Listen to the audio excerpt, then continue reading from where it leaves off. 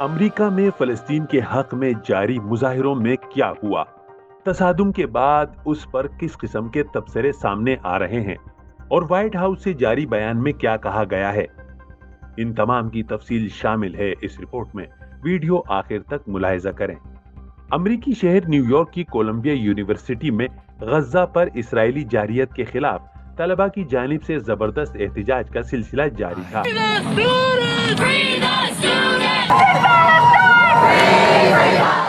احتجاج کرنے والے طلباء پر اسرائیلی حامیوں نے حملہ کر دیا۔ اس تصادم کے بعد پولیس نے کریک ڈاؤن کے دوران 282 طلباء کو حراست میں لے لیا۔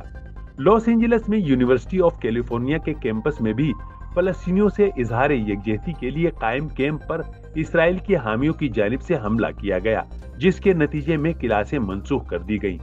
یاد رہے کہ 6 ماہ سے غزہ میں جاری اسرائیلی جارحیت کے بعد رفح پر حملوں کی تیاری کے اعلان کے ساتھ ہی امریکہ کی مختلف ریاستوں میں احتجاج کا سلسلہ زور پکڑ گیا ہے اور پرامن طلباء اس بات کا مطالبہ کر رہے ہیں کہ اسرائیل کی جانب سے فلسطین میں جاری جارحیت فوراً ختم کی جائے اور فلسطینیوں کو ان کی زمین سے بے دخل کرنے کا سلسلہ روکا جائے۔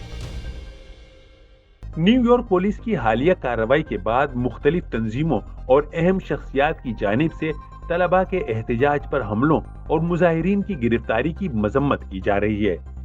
جیوش وائس فار پیس نے بھی احتجاج کرنے والے طلباء کے خلاف نیو یارک پولیس ڈپارٹمنٹ کے اقدامات کی مذمت کی ہے۔ دوسری جانب اقوام متحدہ کی نمائندہ خصوصی فرانسسکا البانیز نے اسرائیلی نسل کشی کے خلاف جاری احتجاج پر پولیس کی جانب سے پرتشدد کارروائیوں کی مذمت کی ہے۔ جنوبی افریقہ میں بھی یوم مزدور پر مارچ کو فلسطینیوں کے ساتھ اظہار یکجہتی کے طور پر منایا گیا۔ اہم ایرانی انقلابی شخصیت آیت اللہ خامنئی نے بھی امریکہ میں بڑھتے ہوئے مظاہروں پر تبصرہ کرتے ہوئے کہا کہ طلباء احتجاج اس بات کا ثبوت ہے کہ غزہ پر اسرائیلی جارحیت سراسر بے بنیاد ہے۔ ادھر لندن میں بھی اسرائیلی جارحیت کے خلاف مہم چلانے والوں نے محکمہ تجارت کے باہر احتجاج کرتے ہوئے برطانیہ کی حکومت سے اسرائیل کو ہتھیاروں کی سپلائی روکنے کا مطالبہ کیا ہے۔ وائٹ ہاؤس سے جاری بیان میں فلسطین کے حق میں پرامن طلباء کے احتجاج کو اسرائیلی حامیوں کے حملے کے باوجود یہودی دشمنی قرار دیا گیا ہے۔ اس سے قبل بھی وائٹ ہاؤس نے کئی مواقع پر اسرائیل کے خلاف طلباء کے احتجاج کی مذمت کی ہے۔